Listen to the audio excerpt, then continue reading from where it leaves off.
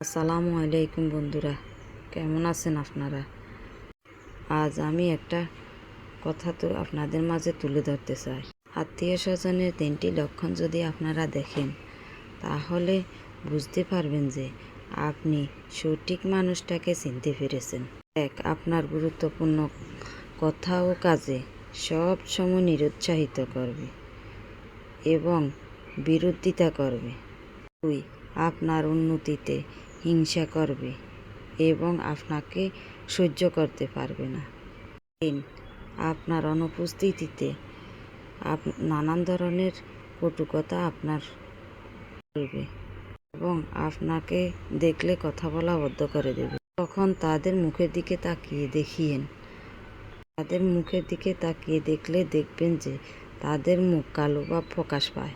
এসব আত্মীয়দের থেকে দূরে থাকবেন, ভালো থাকবেন। চেষ্টা